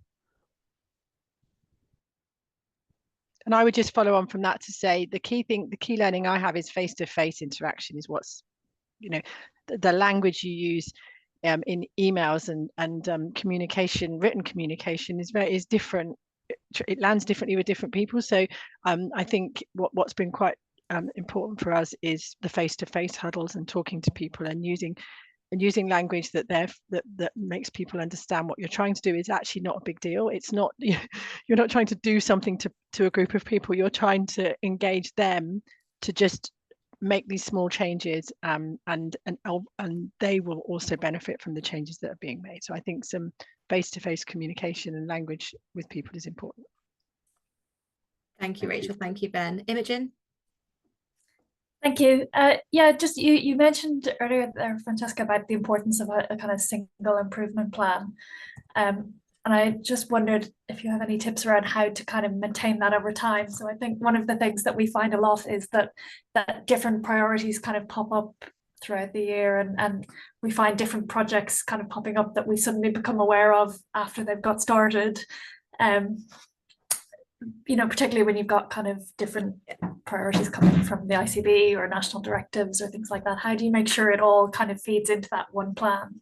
So that's the big leadership behavior thing that needs to kind of work in parallel to this, around giving teams the ability to prioritize and deprioritize things, and kind of that permission bit and that trust that they're doing the things that kind of make most sense for their team. And actually, you know, Ben's alluded to it with some of the urgent emergency care work, and actually our chief exec said at our launch of the kind of Pathfinders work that we've started recent months, was he's had to sit in his hand in meetings, not just asking Ben for sort of the, you know, the 4-hour thing, but rather letting that space change. And we've had some execs have undergone some development on this to think about, which actually Penny and others have been co-designed with our team, around how do they lead the organization through an improvement lens rather than an assurance lens. And how do we, our director of corporate governance described it as assurance is looking backwards, improvements about looking forwards. How do we support our teams to look forwards? And so we're trying to integrate into our performance accountability framework all of these principles.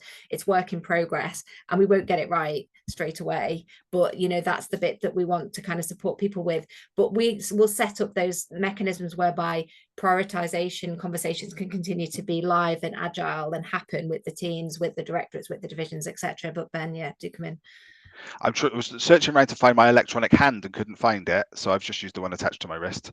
I think, and going back to the slide that I put up, Fran, I think it's a really interesting question, because actually you're trying to make change and in some respects introduce things at a smallish scale that allow them to embed and then to grow into especially, you know, an organization such as this, such a humongous beast that has a whole systems and processes bit that you've got to try and weave this into. And I think the bit that I've found that is helpful for us, I mean, we talked about this being quite early on, you know, I think we've been lucky that we have been able to demonstrate an improvement and therefore have been able to give that assurance as well as develop the improvement, which has kept me off the naughty step with the chief executive. But at the same time, that, you know, it's weaving in to the existing processes or the existing mechanisms how this improvement work, so the outputs of this work. And I think a little bit going back to how do you change maybe the narrative, that we're building everything around these improvement plans, the consistency of those plans and the outputs will be shared in existing forums, so we'll all become more familiar in seeing them and then using them and transacting them into the information that weaves through the organization and the wider system. And I think if you were to look at last year's you know, sector action plan for urgent emergency care recovery and this year's, they look very similar at surface level. It's the same template, but the content and how that's detailed is very, very different. And I think, as Fran's saying, that's the sort of thing that we transact through at a senior level for their assurance. But actually last year's bullet points of this action and this action and this action coordinated by somebody like me to pull that together, versus actually this theme, these working groups, these key clinical leads and operational leads in that area of responsibility, completely changes, in my opinion at least, how I engage on the plan and its level of progress, and how I'm able to respond to the challenges or the questions to ensure that assurance can still be provided whilst giving the teams the freedom to continue to progress for improvement. Thank you so much, Ben and Fran and Rachel and Lauren and Kirsty. We promised to I feel like we could carry on with this bit of the Q&A forever, because it's just fascinating hearing how it's landing with the teams and how you're applying the work and the learning. But we promised to let you go at 12:30, and we are going to let you go. Vicky has put the queue. First of all, a massive thank you to the Imperial team and Kirsty, because that was a phenomenal visit. It's been so interesting. We've covered so much ground and you have been just fantastic hosts. So a huge, huge thank you. Lots of virtual hands and hearts up around the room. And we have shared a link to the visit evaluation in the chat. Please do click on that and open it before you exit the session and share some of your feedback and insights with us. That is so helpful to help us inform the visits programme. And there are some brilliant visits coming up over the autumn in strategy, in sustainability. There's some fantastic visits happening both in person and online. So keep an eye. We will also share the link to in the chat to the place where you can find all the info about upcoming visits. And thank you so much for joining us today. It's been wonderful to have you here. Thanks for your attention, your questions, your engagement. And once again, a huge, huge thank you to the Imperial team and Kirsty at Illume. It has been wonderful hearing about your journey. Thank you so much. We'll let you go if you're on your way out and hope you have a wonderful rest of the week. Thank you so much, everyone.